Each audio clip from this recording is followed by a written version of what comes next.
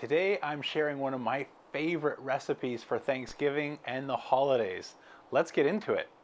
Hey, I'm James from Smokin' Dad Barbecue, and today we are making a crown roast of lamb along with some cauliflower rice. This is absolutely a family favorite, and I'm excited to share it with you in the hopes it may become part of your Thanksgiving or holiday traditions.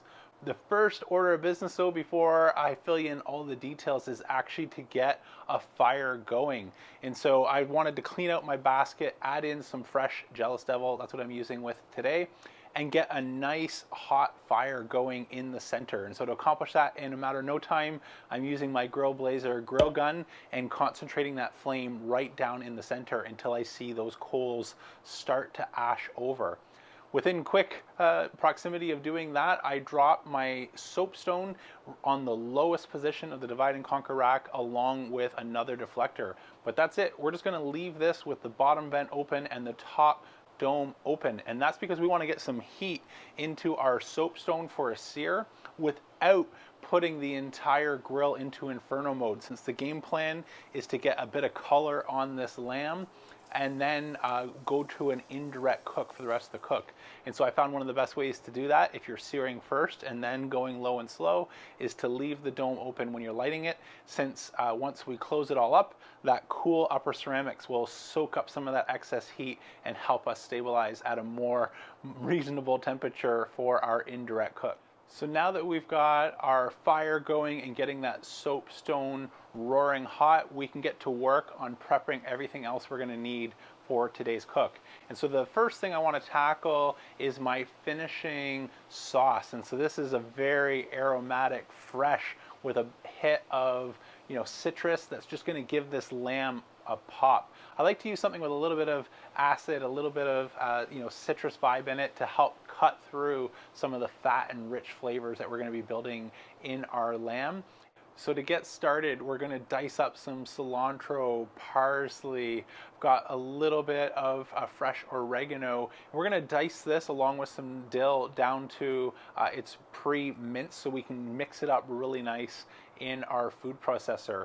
Going to add a little bit of juice of lemon and lime to this mix before pouring in some olive oil and then adding some salt and pepper to taste. Once I'm able to blitz that in the blender really well, our sauce will be ready for later. So I'll take the opportunity to throw this in the refrigerator so we can get started on our second step. So the cauliflower rice will take some time, so that's what I want to start tackling now from a prep perspective. And so to do that, I've got a foil pan. I've just put a little bit of coconut oil into that to help crisp up our cauliflower rice. I like a little bit of color and texture on that. And so I'm just going to break down a full head of cauliflower and then add in some of those fresh ingredients that I had left over. So a little bit of parsley, a little bit of cilantro, and then using the leftover lemon, I like to add the zest of one lemon into my cauliflower rice. I'm throwing in a little bit of Maldron smoked sea salt and some fresh cracked black pepper, and that's it for now. I just want to mix that up really well, since once we have our crown roast of lamb ready to go on the grill, I'm going to throw this on immediately after searing.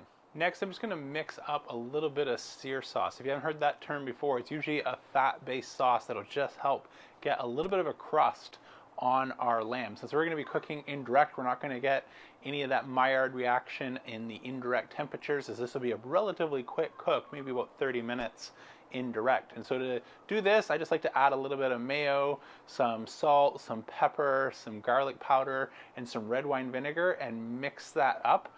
And that'll just add some fat to help give us a nice crust and a little bit of zing. For seasoning on the lamb itself, I'm keeping it really simple, just going with salt, pepper, and garlic powder, and we're ready to sear it off and get a bit of a crust on our lamb roast so we can get started with our cauliflower. All right, we are ready to sear our lamb on the soapstone. I've left the dome open the entire time. Let's just get a quick read here. About 648 degrees Fahrenheit according to our Thermapen infrared. That's letting me know I'm going to get a great sear surface, but I've left the dome open so that when we shut everything down and we want to cook indirect, that the radiant temperature of the overall grill will drop a little bit more quickly. Let's start our sear.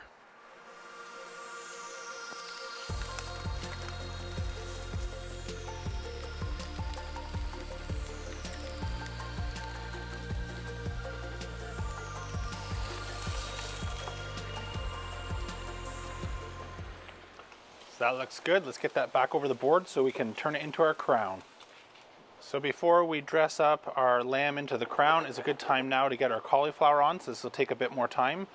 So let's get this right onto the grid, and then I'm going to install just one grid behind that for our indirect cooking surface where we'll put our lamb. I'm not going to install the second grid so that as I need to, I can come give this a shake around since it's sitting directly on the hot deflector plates.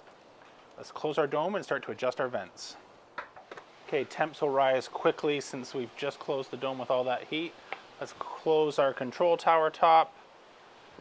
And right now I'm going to set it to about 270 degrees Fahrenheit, which will be just past the line here on our Kamado Joe Big Joe. And I'm going to put the bottom draft door down to 1 finger.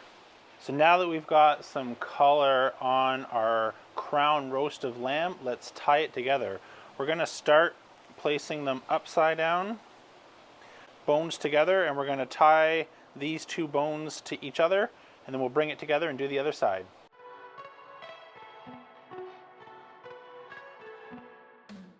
So our crown is looking pretty good. Let me grab a meter probe so we keep track of this, and we'll get it on the grill.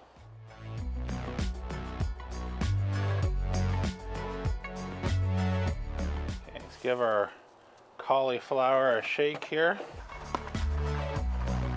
Right now it's still pushing off lots of steam, and that's the moisture content, so we haven't quite dried it out.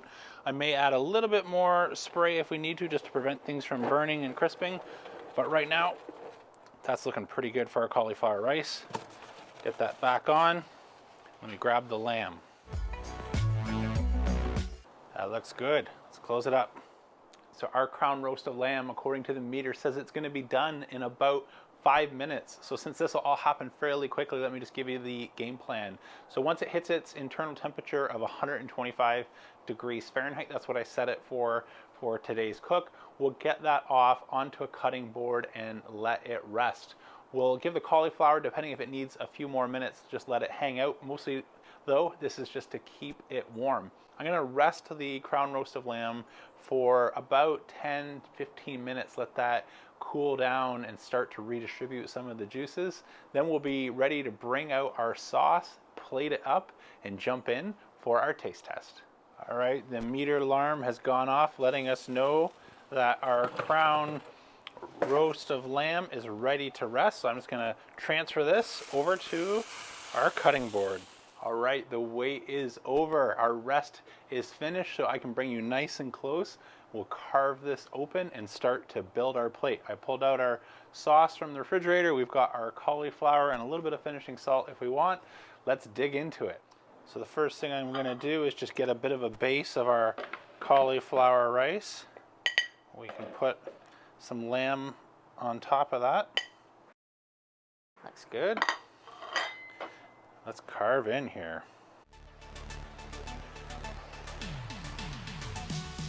Beautiful, medium rare all the way through. Let's get a few of these off. So just collect some of that jus. Build our plate here with a few pieces. And now, just pour a little bit of our sauce.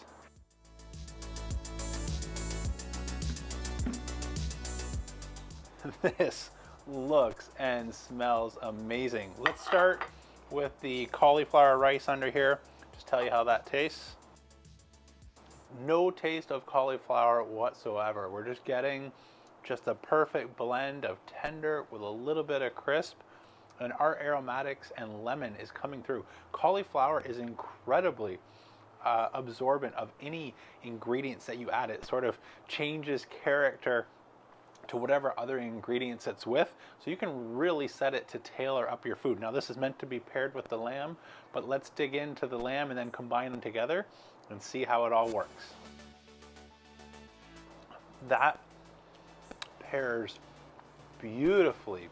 This sauce and the fat of the lamb, if you have any hesitations of lamb being gamey, there's zero coming through here. This is just an incredibly festive meal that I'm thankful for to have right now and would be right at home for your Thanksgiving or holiday treat. Let's do one more, just combining the lamb, our sauce, and our cauliflower for the full Monty effect. That's stunning. I hope you really do try this. And if I can't sell you on the lamb, don't worry, I have a couple more of my favorite holiday meals coming out over the next few days, and I'm sure you'll find one that tickles your fancy. That's about it for today's video. If you like this video, please let YouTube know by smashing that thumbs up button, and let me know one of two ways, by either subscribing or consider joining my channel memberships page, where I go live one-on-one with members only once a month and answer your questions in a more intimate, personal way than what the pre-recorded videos allow me to do. This is it for today's video though, so I look forward to seeing you the next time. I'm James from Smokin' Dad Barbecue signing off. Remember, don't be afraid, fire it up.